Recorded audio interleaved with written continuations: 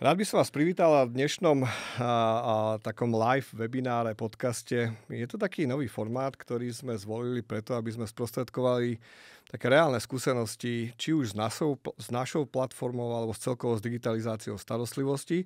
A dneska by sme sa chceli venovať ortopédii, chceli by sme sa venovať inováciám v manažmente ortopedického pacienta a možno trošku nahliadnúť do takej reálnej praxe, ako to vyzerá, keď špecialisti začnú používať digitálne technológie. Takže vítam nášho jedného z najaktívnejších expertov, doktora Zámborského, ale asi nechám predstavenie na teba, tak poprosím ťa, kto si, čo si, čo robíš, ako dlho.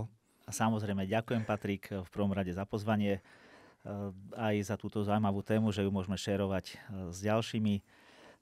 Ja sa venujem ortopédii, úrazovej chirurgii už vyše 20 rokov a v podstate pôsobím na Lekárskej fakulte Univerzity Komenského ako vysokoškolský učiteľ a takisto v rámci svojej špecializácie sa venujem ambulantnej praxi v súkromnom centre, kde teda komplexne manažujeme pohybový aparát u pacientov, u dospelých, u detí.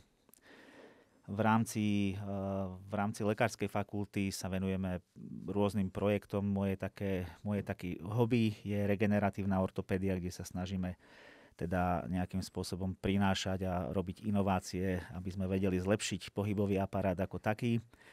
No a ja som vždy sa snažil nejaké tie nové veci a nové inovácie prinášať. Vrátane aj digitalizácie, ako teda novej formy komunikácie medzi nami, medzi pacientom, medzi lekárom. Super. Poďme si povedať teda, čo vlastne to znamená, čo vlastne znamená digitalizácia a prečo vôbec by sa zdravotníci mali zaoberať digitalizáciou.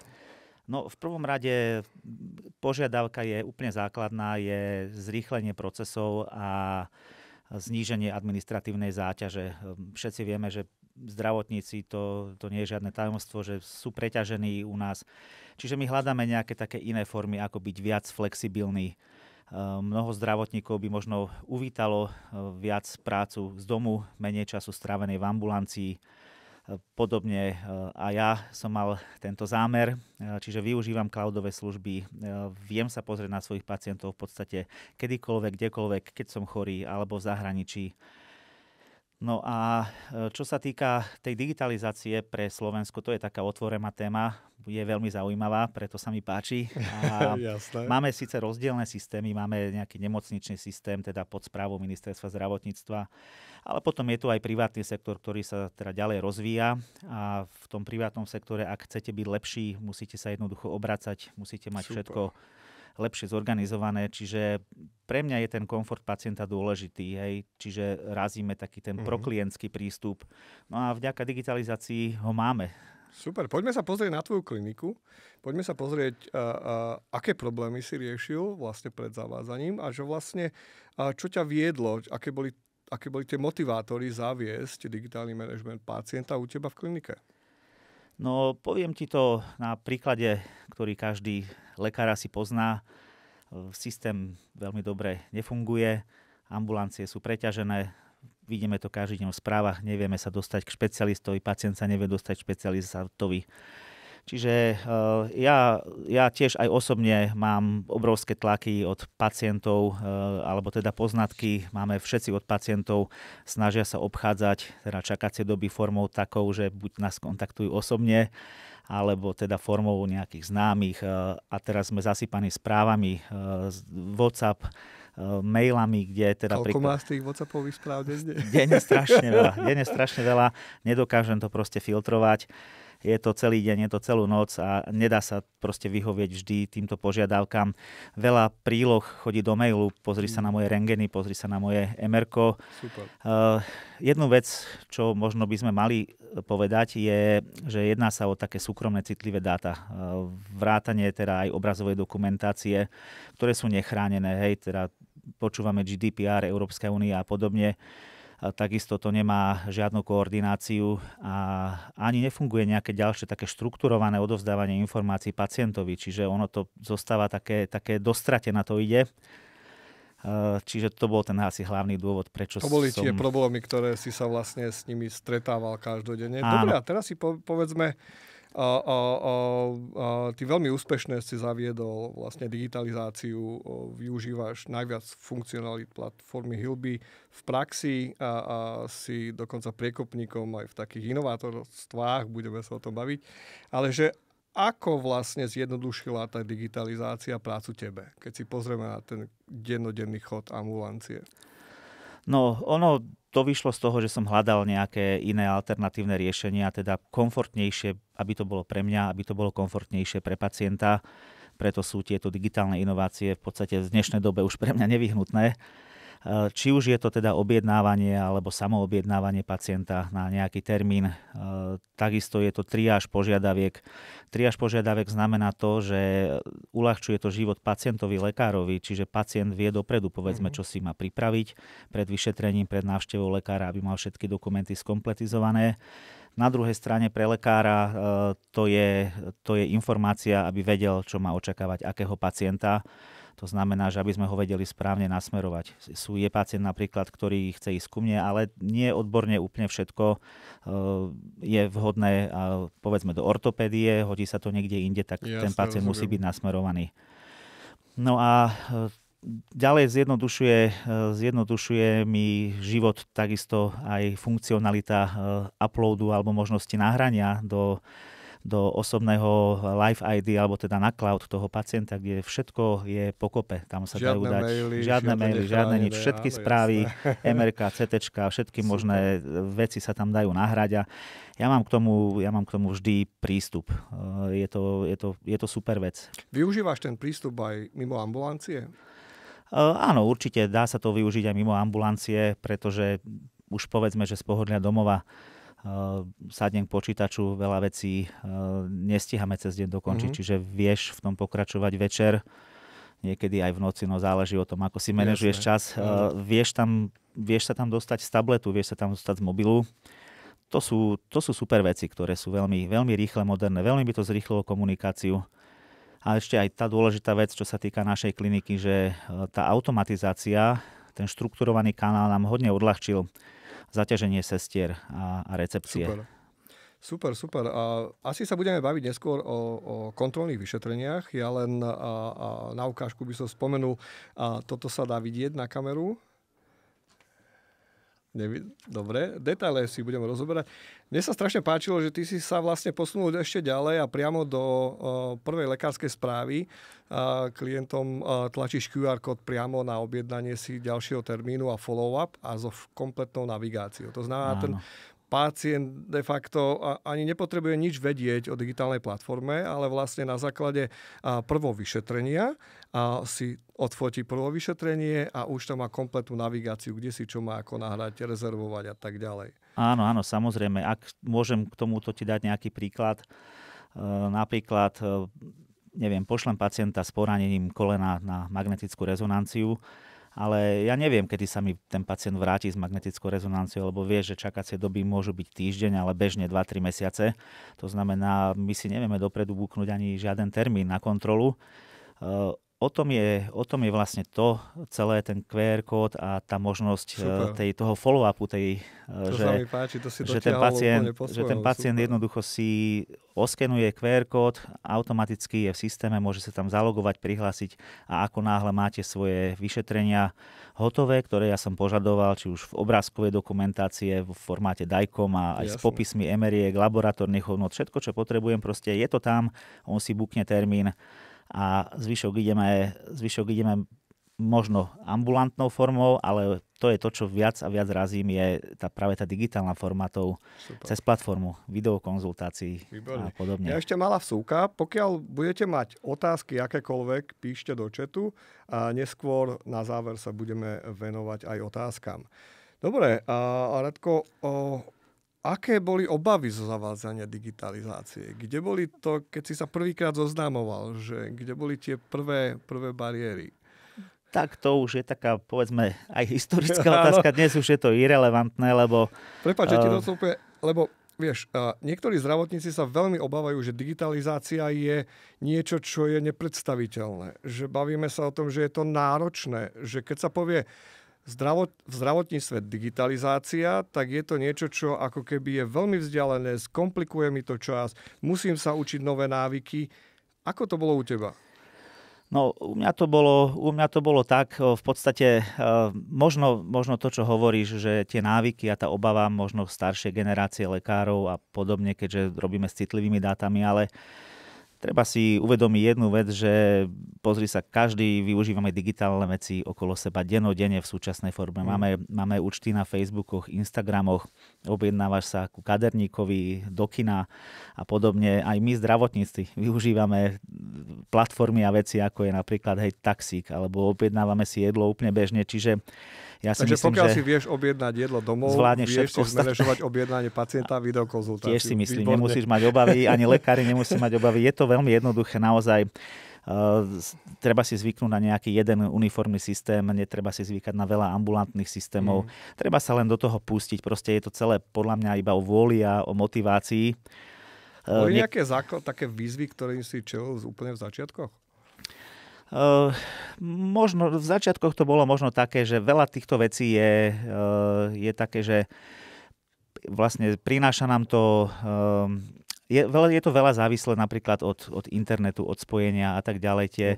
V začiatkoch možno platformy neboli tak vyladené. Niekedy bol... Ešte pred 5G internetom a všetkými. Podobne, jasné. V dnešnej dobe už je to naozaj všetko veľmi dobre fungujúce a tým, že je to updateované, pracujú na tom šikovné týmy špecialistov, tak to už v podstate je... Dneska je to už taká bežná súčasť, ja si to už bez toho neviem ani veľmi predstaviť, super. Alebo teda aspoň časť tých pacientov. Dobre, poďme sa asi pozrieť, ako to vyzerá v praxi. A ja vyzdielam ukážku niektorých procesov, ktoré sme si u teba nafotili. Ale ešte v úvode, pre tých, ktorí nás nepoznajú a ešte neprišli do styku s Hilby, rád by som predstavil platformu ako takú, veľmi jednoducho. Hilby je platforma, ktorá priniesla patient-centric riešenie pre komplexný manažment pacienta a pomocou digitálnych technológií. To znamená, že platforma, ktorá dokáže interaktívne zapojiť pacienta do procesu liečby, starostlivosti, prevencie alebo follow-up. To znamená, na strane pacienta vzniká rozhranie, kde vie interagovať s lekárom, to znamená, vie si manažovať svoje termíny, vie si zaplatiť rôzne príplatky alebo plnú sumu za komfort, budeme sa o tom baviť, vie si, jak si spomenul, uploadovať svoje dáta, vie si uchovať všetky lekárske dokumenty a vie veľmi riadene komunikovať s lekárom. To znamená, či je to pooperačný manažment, či je to navigácia a tak ďalej. Na základe toho dokážeme vlastne odbremeniť lekárov pri tej primárnej sfére, to začína od 20-30% a samozrejme gynekológia a pediatria, kde sú viac ženy a tak ďalej, až do 70%, kde pacient vie prejsť kompletne do self-managementu, znamená, že dokáže sa sám objednať, dokáže spraviť tú triáž, čo si hovoril, a dokáže hlavne príjmať telekonzultácie a interaktívne odporúčania k liečbe. A poďme sa ale pozrieť na tvoj profil a skús nám niečo porozprávať, možno aby aj kolegovia navnímali, akým spôsobom pracuješ. Tak máme možnosť vidieť v podstate taký interaktívny kalendár. Je dôležité naučiť sa pracovať s kalendárom a organizovať si svoj čas, to je treba povedať. Kalendár tohto typu je štrukturovaný, to znamená, že je tam možnosť vidieť pacientov objednaných do ambulancie na klinické vyšetrenie, ktorí sa miešajú štrukturovane s pacientami, ktorí sú objednaní povedzme na online vyšetrenie. Výhoda toho online celého alebo toho kalendára je taká napríklad, že na ten online netreba vytvárať žiaden link a jednoducho lekár aj pacient si dokážu kliknúť na konkrétny dátum a už proste virtuálna platforma už ich len spojí. Sme spoločne na videu. A čo teda musím zdôrazniť, a čo aj mne sa páči a hlavne aj tým zábudlivým, dostávam aj ja, aj pacienti notifikácie. Super. Pripojil sa mi lekár, pripojil sa mi áno, naháňa nás to potom. Výborne. Potom je samozrejme ukážka toho uploadu. Technicky v podstate pacienti sú schopní si vygenerovať vlastnú chránenú linku. To znamená, že ten transfer z tých CD-čok je možný aj de facto v zariadení ako faxcopy, lebo tá linka je skutočne chránená, potvrdzená dvojfaktorovou autorizáciou, identifikáciou a pacient de facto má prístup cez takéto zabezpečené linky do svojho cloudu. A tu je veľmi dôležité, ako vidíte, tie informácie, respektíve tie lekárske dáta vedia byť od tých veľkých až po tie jednoduché manuále ako fotenie lekárskych správ, ktoré sa automaticky digitalizujú. Pozrieme sa teda, ale ako s tým pracuješ ty? Čiže to ukázal si teraz príklad pacienta, ktorý napríklad prebehol klinickým vyšetrením, tým prvovyšetrením v ambulancii. Ja s bolestiami chrbtice, ja mu teda napríklad zadám, že chcem magnetickú rezonanciu, alebo chcel by som vedieť teda ešte, čo si o tom myslí neurológ a podobne. Čiže on si tieto vyšetrenia absolvuje a jednoducho, keď to má hotové, nahrá si ich, uploadne si ich do svojho profilu, na svoj cloud. No a vlastne v závere toho vyšetrenia dostane ten QR kód, na základe čoho sa potom prihlási. Keď to má všetko hotové, pre mňa je to info, že áno, máme to hotové, môžeme sa problematikou ďalej zaoberať. Čiže môžeš ukázať ďalší slajd. To je taká ukážka, že napríklad jednoduchá správa od iných lekárov v priebehu vyšetrenia alebo doplnenie od iného špecialistu. Ja dokonca, keď je to tam v PDF formáte, ani nemusím prepisovať. To je jedna obrovská výhoda, lebo mi to šetrí fakt celé minúty písania. Systém automaticky dokáže prepísať správu do dekurzu, dokážu sa tam transferovať rovno do tej mojej správy laboratórne výsledky z krvi a podobne. Čiže obrovská výhoda v šetrení času. Pozrieme sa na tú telekomunikáciu. Toto je tvoj... Tak to ešte musím povedať, že sú použité fiktívne dáta, respektíve dáta nie sú z konkrétnych pacientov, aby sme neohrozili ochranu zdravotných informácií, ale takto reálne vyzerá telekonzultácia. Áno, uvádzame to ako príklad. Je to v podstate, je to taká hračka, ja som si už na to zvykol, ja to mám celkom rád. Čiže pre mňa je veľmi dôležité, že ten pacient nemusí chodiť, lebo ja už to všetko ostatné som už videl vlastne vopred, alebo niekedy si to pozrieme aj dopredu, pripravím sa na to, niekedy nestíham, tak si to preberieme spolu. Ale čo je dôležité povedať, ja mám pacienta takýmto spôsobom identifikovaného. To znamená, že on, keď je v platforme zaregistrovaný a ja ho aj vidím, mám identifikovaného pacienta, tam nemôže byť niekto iný, ktorý by za neho veci riešil. Ja môžem tým pádom, keď mám kompletnú dokumentáciu nahratú, na základe toho urobiť nejaký môj záver, uzavrieť mu diagnózy a potom viem vyhotoviť vlastne, alebo musím vyhotoviť lekárskú správu, ktorá má plnohodnotný obsah.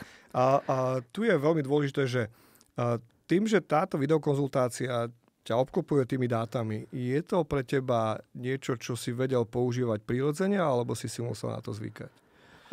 Veľmi rýchlo som si na to zvykol, pretože tých dát a tých všetkých vecí, čo dostávaš v obrazových prílohách, to je čo inštitúcia, to sú iné dáta, to sú iné veci, iná forma, iná štruktúra.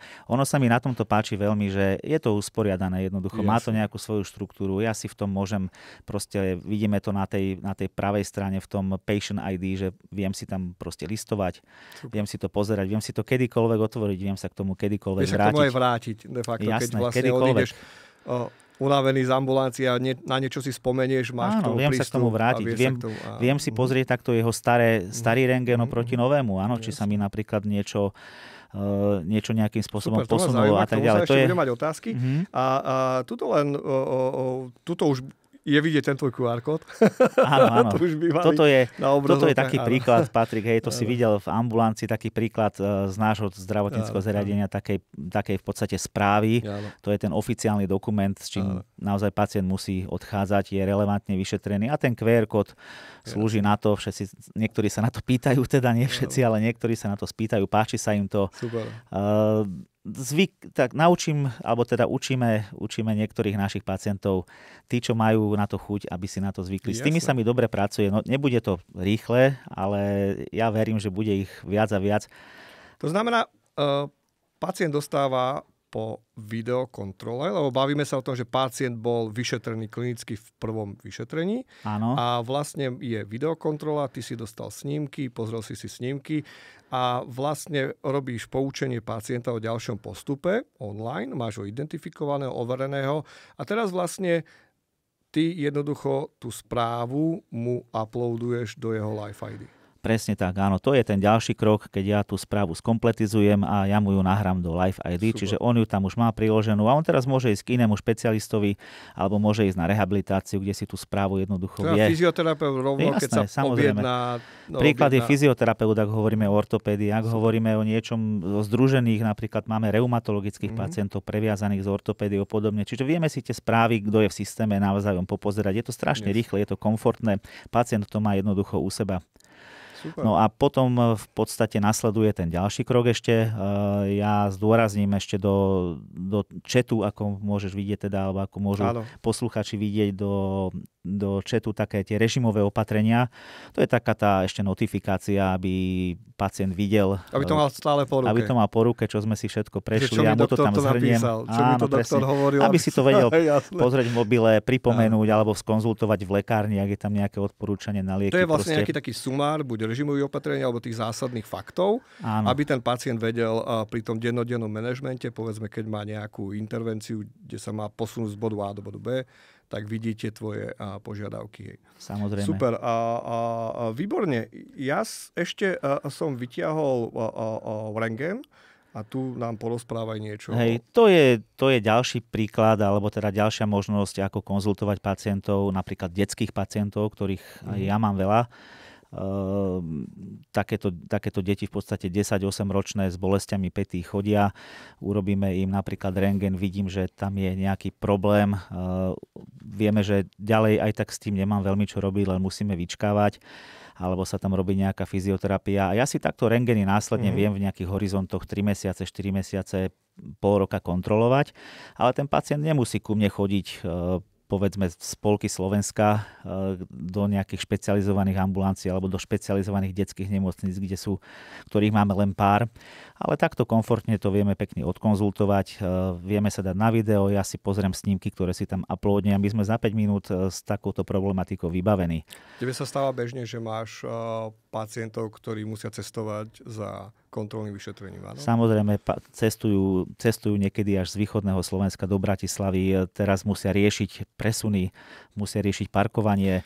Tu sa mi taká všeobecná otázka, ja na ňu samozrejme viem odpoveď, ale pacient má s cestovaním spojené náklady, samozrejme aj s tým časovým oknom, ktoré si musí vynahradiť.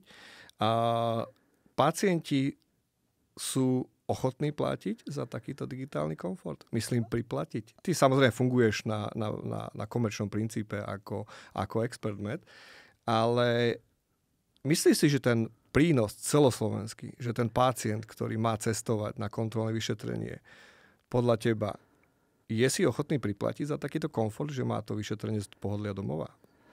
Vieš čo, poviem ti, že áno, je si ochotný priplatiť. Ja som veľa vecí samozrejme odpozeral v zahraničí a my smerujeme asi tam, že aj tí špecialisti asi, či chceme, či nechceme, ono tam bude asi musieť byť nejaké združené financovanie aj mimo poisťovní.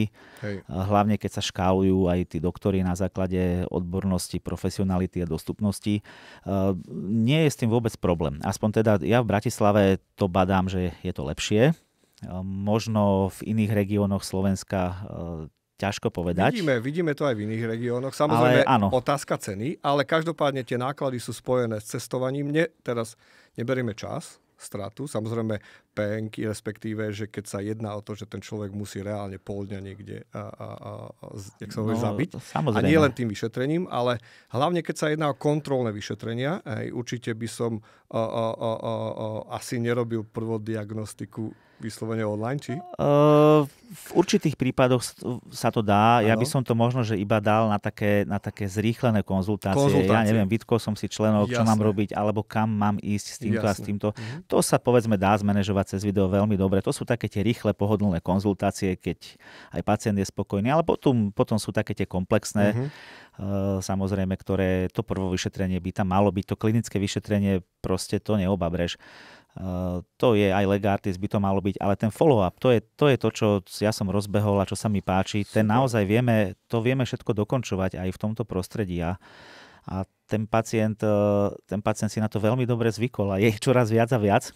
A je to super a vôbec to nevadí za to si niečo naviac priplatiť, lebo keď si zoberieš tie náklady, čo sú spojené s parkovaním, s cestovaním, alebo teda v niektorých nemocniciach a ambulanciách musia čakať v čakárni ďalšie 2 hodiny a podobne. Rodičia s dieťaťom si musia zobrať dovolenku. To všetko má nejaký aj iný ekonomický rozmer.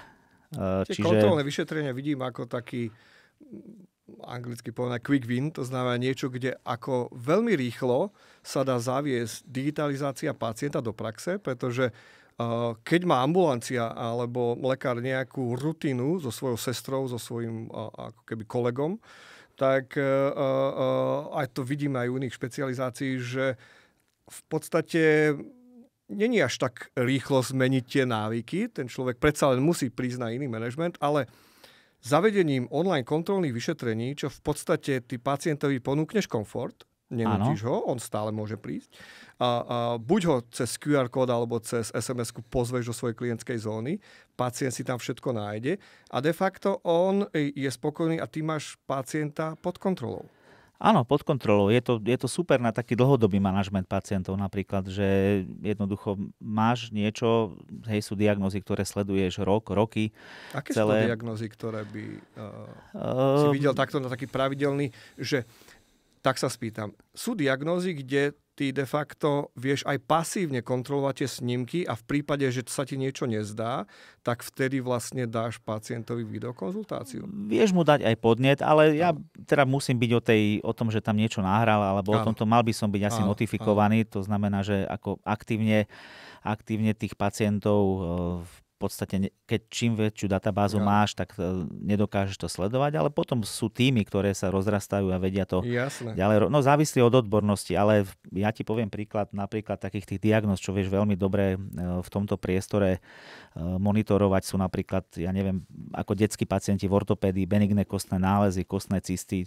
Tam sa robí v pravidelných intervaloch rentgen, ktorý mi vedia poslať a pre mňa je dôležité, pacient má bolesti, ukáže mi, aký má rozsah pohybu a podobne. To sú rýchle veci, to ti v ambulancii zabije aj so všetkým, niekedy 20 minút aj s písaním, tak to je to naozaj, to sú 5 minútovky. Čiže je to jeden príklad. Pacienti napríklad, ktorí sa chcú poradiť, že majú artrózu bedrového kĺbu, pokročilý stupeň, máme tých stupňov niekoľko a teraz sa pýta, že je to na operáciu, nie je to na operáciu. Toto vieš tiež, keď ti pošle snímky, veľmi jednoducho odkonzultovať. Vieš odnavigovať toho pacienta bez toho, aby vlastne, áno. To znamená, že je veľký záujem, to čo vravíš, že je veľký záujem, že ten pacient sa poradí s tým odborníkom. Ty máš de facto ten termín asi kratší, že ako keby záleží od diagnózy samozrejme. Presne, hej. Ale tá efektivita asi tam ide v tom, že možno odpovedať na to dobrý deň, ako sa máte, alebo aj to tiež tak funguje v online, alebo tam ideš rovno k veci?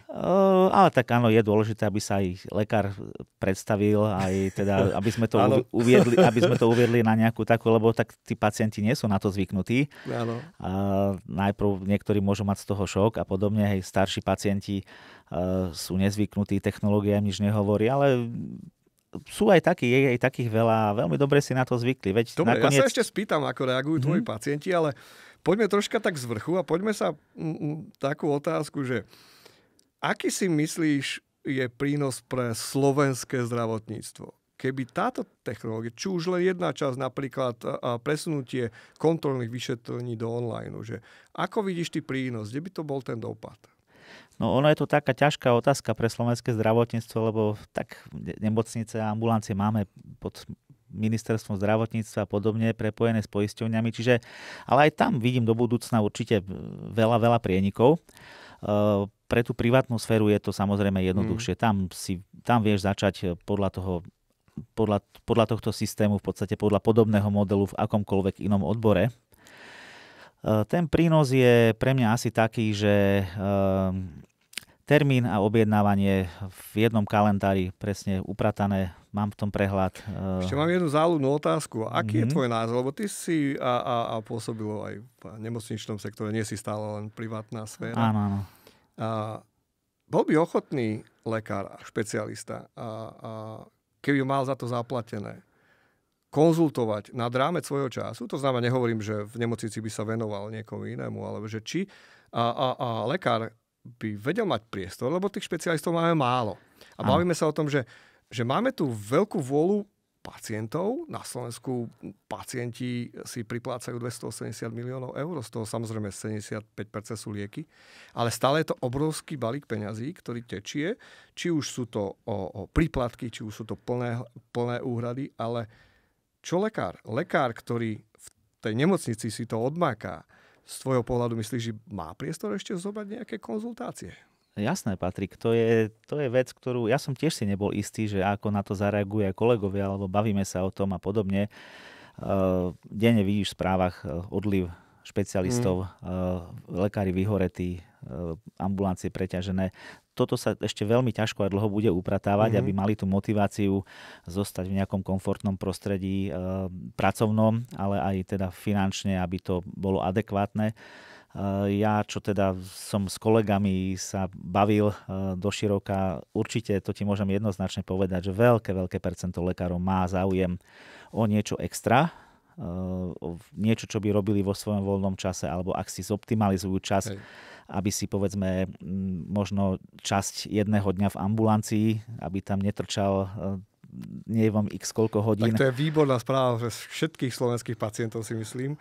A poďme sa pozrieť na tvoje odporúčanie, ako s tým začať. Ako začať vôbec zavádzať digitalizáciu? Čo doporučuješ?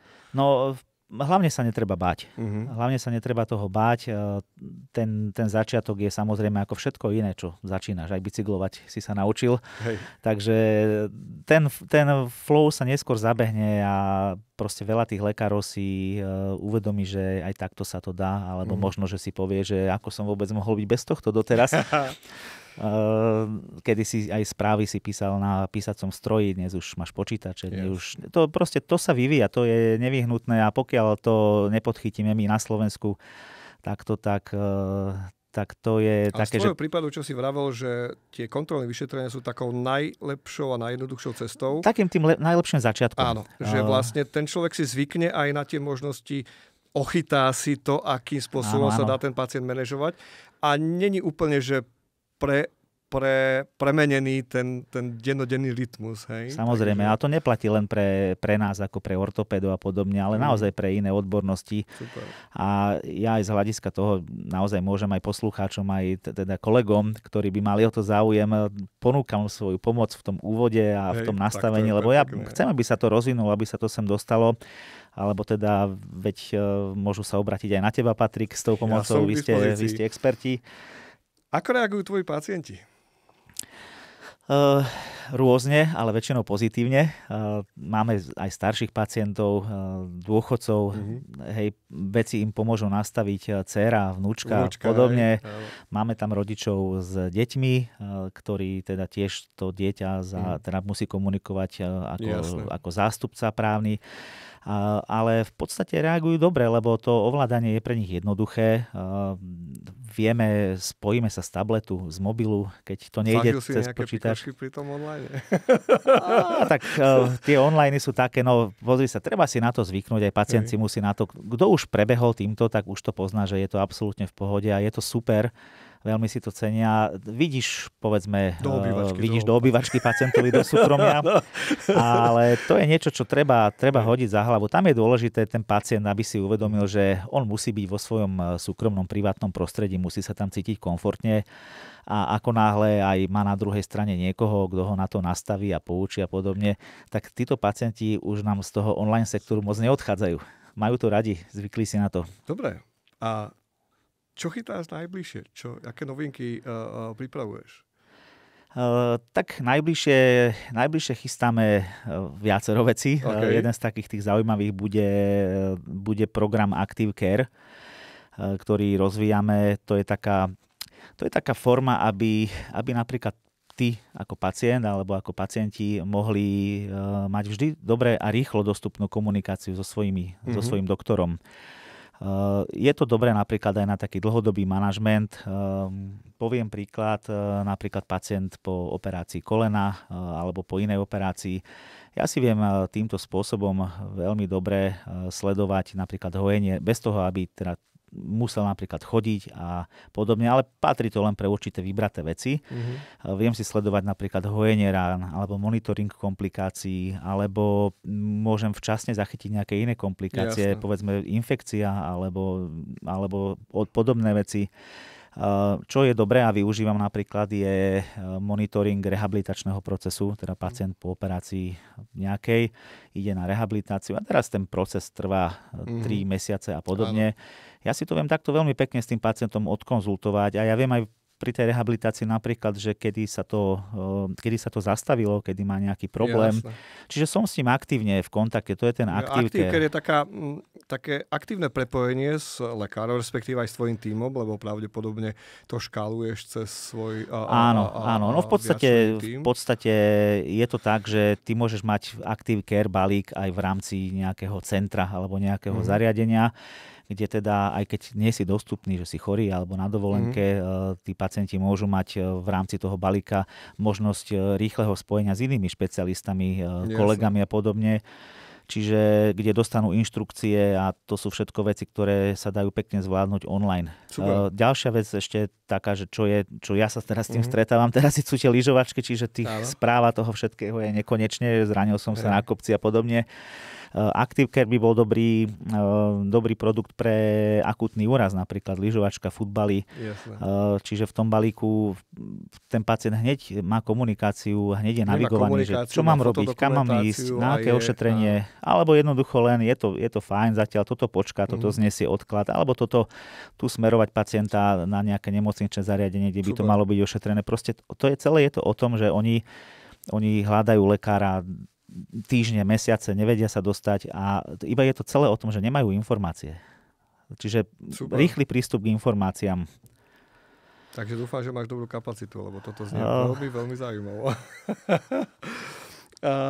Super, ja si myslím, že môžeme nejakým spôsobom to uzavrieť nejakou tvojou víziou a máme tu nejaké 2 otázočky. Takú, že čo podľa teba, kam sa vlastne posúva celý ten manažment? Že čo je taká tvoja vízia, že čo budeme zažívať v nejakých najbližších dobách? No, uvidíme, aká bude vôľa, ale ja verím, že aj zo strany kolegov, že minimálne týmto podcastom sme oslovili teda nejedného lekára na Slovensku. A ja dúfam, že aj trošku zaberieme, možno aj v Čechách, uvidíme. Je dobré v podstate dôležité, že my vieme týmto spôsobom za využitia týchto digitálnych platform robiť kvalitnú medicínu, minimálne ekvivalentnú ambulantnému vyšetreniu, čiže to je pre mňa naozaj tá práca na diaľku je obrovský benefit. Jasne. Fungujú už takto radiológovia pri popisovaní a podobne, čiže ja verím, že ak sa do projektu povedzme zapoja radiodiagnostické centra alebo laboratória, že ti tam vedia uploadovať tie ich výsledky priamo do toho Patient ID, tak to je obrovský benefit. Je to aj ekologickejšie? Je to, tak, určite. Nemusíš behať s napáleným CD-čkom kade-tade. Máš to všetko v podstate vo svojom Patient ID, máš to vo svojom cloude, vieš dať prístup, komu potrebuješ.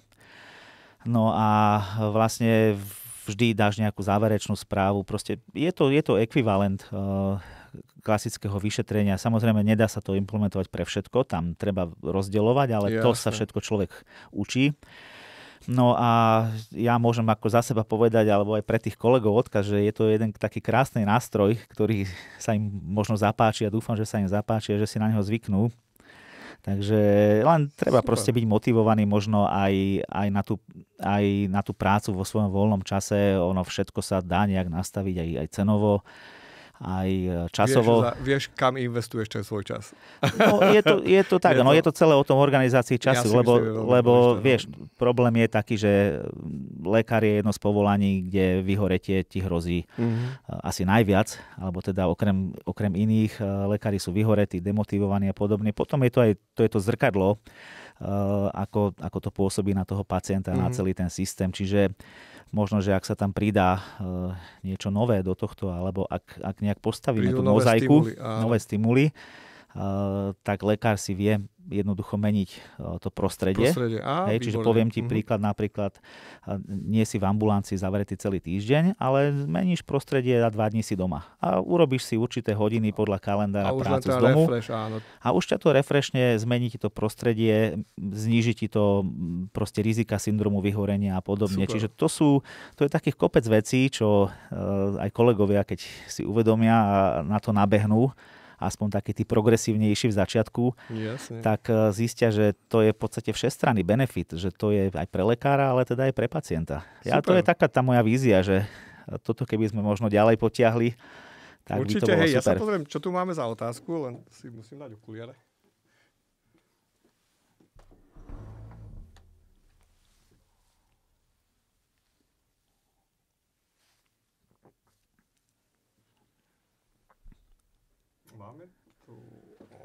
Ja pôjdem takto, lebo toto je taká možno všeobecná nielen na platformu. Kedy predpokladáte, že bude zavedená plná digitalizácia vyhodnotenia zobrazovacích údajov, alebo čakať 5-7 pracovných dní na zhodnotenie nonsens? No, ja poviem za seba a ty môžeš povedať možno za... Ja potom ti poviem také nejaké moje skúsenosti, že kde sa to nachádza asi. Áno, v prvom rade... Nie sme štátna technológia a patient-centric solution znamená, že my de facto celý tento proces vieme urýchliť tu a teraz. Technológia je k dispozícii na to, aby vlastne cez pacienta samotný záznam bol zdieľaný naprieč všetkými špecializáciami, to znamená aj popisok, aj vysvetlenie, aj zdieľanie s expertom vie byť okamžite. Hej? To znamená, že... Technológia je ready, ale chcem vedieť tvoj názor. Neznela otázka tak, že kedy bude možno, aby IT vedelo vyhodnotiť popis, teda urobiť popis napríklad snímok automaticky? Môže byť. Ja to možno aj tak chápem. Môžeš odpovedať. Každopádne v tomto je umelá inteligencia najbližšie. Tak, vieme, že za posledné roky tam je obrovský boom umelej inteligencie a ono to prichádza čoraz viac a viac. Ja si myslím, že aj toto bude možné, len tam je stále ten dôležitý faktor, je ešte stále lekár, lebo ten je zodpovedný za všetky tieto veci, aj za tieto konzultácie. Tam v závere by mal byť lekár s relevantným rozhodnutím, ale aj ty môže pomáhať lekárom. Mňa teraz oslovila nedávno jedna zahraničná firma z Francúzska, ktorá má vyvinutý systém, ktorý dokáže vlastne na základe IT rozpoznávať povedzme zlomeniny alebo také veci, ktoré sú často prehliadnuté. Oni to robili na štúdii databáz rentgenových snímkov z 10 miliónov pacientov a podobne. Čiže tomu lekárovi to povedzme pomôže v tom, že zníži sa tam nejaké percento toho prehliadnutia alebo mu to ušetrí čas. Len to je ešte také magnetické rezonancie a ostatné. Ešte tam vidím dlhú cestu. Tam hlavne to sa musí aj tú IT, tú umelú inteligenciu musíš naučiť to čítať. A tam potrebuješ strašne veľa tých príkladov mu zadať. Určite, ale to je len otázka času. Každopádne ekosystém Hilby je pripravený na to, aby vedel prechrúmať a dať do súvislosti všetky možné dáta, ale jak si ty povedal, my rovnako sme zástancom, že to finálne rozhodnutie musí spraviť lekár. Určite. A to, čo sa vlastne ambíciou Hilby je, aby vlastne to rozhodnutie bolo rýchle a presné na základe dát. Možno na základe väčších súvislostí, lebo tie dáta u nás pacient má obrovské. Proste všetky hodinky, medical devices, rôzne dáta, ktoré pacient dennodenne produkuje, vedia ísť do súvislosti práve s analýzou snímku umelou inteligenciou, ale znova sa vrátim k tomu, že to rozhodnutie musí spraviť lekár. Je to tak, je to zatiaľ na lekárovi, tam ten ľudský faktor je jednoducho, je to pacient, ten ľudský faktor je tam aj z hľadiska lekára veľmi dôležitý, ale aj ty nám bude vedieť pomôcť. Dobre, ja sa tu pozriem ešte na ďalšiu otázku. Je tu otázka od pána Hudeca, že sa bavíme o polovičnom riešení. Treba si pozrieť systém OncoAssist, kde je kompletné riešenie s modulmi. No. Že podľa štúdie 3,2% zastúpenie telemedicíny na ASK, to je smutné, ale čaká nás generačná výmena, tak verím, že sa to zmení. Výborne. Ja si myslím, že štát potrebuje stimulovať nové cesty pacienta. Ja som sám daný projekt konzultoval ešte v začiatoch. To znamená, že to, čo sa tu chce vyvíjať, je v Hilby možné aplikovať tu a teraz. To znamená, že náš systém pokrýva kompletne cestu manažmentu pacienta, ale my nie sme lekári. To znamená, že keď lekári a experti dostanú nástroj, aký je vlastne ekosystém Hilby, ktorý spája bezpečne pacienta, lekára a prepája vlastne ten celý systém toho follow-up z domáceho prostredia, to znamená, že early symptom a diagnostika, upozornenie a navigácia pacienta veľmi jednoducho. Už len stačí tých, presne ako píše pán, tú vôľu, a nie len 3,2% využívania telemedicíny. Už len stačí tú vôľu pustiť sa do tej digitalizácie a dneska nám vznikajú úžasné prototypy. Máme tu neskutočne komplexný plán od doktorky Švrčkovej, ktorá spravila pred- a pooperačný manažment pre totálne endoprotézy. Máme ďalšie plány pre hypertenziu od doktora Boma. Ja si myslím, že toto je celé len začiatok a dúfam, že budeme mať viacej hlavne takých progresívnych lekárov, ako si ty, Radko, lebo vidieť to nadšenie pri práce s digitálnym rozhraním pacienta. Ja som bol aj u teba, kde som videl, ako si doma robíš medical studio, kde máš tie ortopedické pomôcky, že bereš to úplne vážne, tú telemedicínu. Takže na záver by som len ti strašne rád poďakoval, že si sprostredkoval svoje skúsenosti a budem sa tešiť na ďalšie témy. Ďakujem aj ja tebe, Patrik, za pozvanie a ja som hlavne rád, že môžeme tieto informácie proste šerovať širšie do verejnosti. Takisto aj vyzývam teda kolegov, nebojte sa osloviť nás kľudne s akými ďalšími otázkami, či už formou mailov alebo podobne. Mnohí sa vidíme na kongresoch. Ja som iba ortopédia a táto problematika pohybového aparátu iba ako príklad.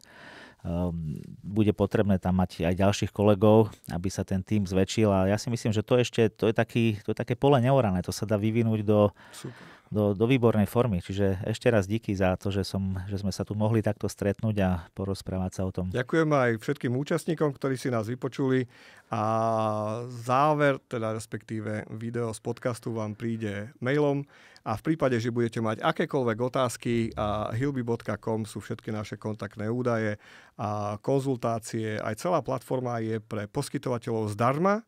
Vieme vám nastaviť automatizáciu alebo potreby aktuálne tu a teraz a budem rád, keď budeme v kontakte. Pekný večer ešte. Pekný večer.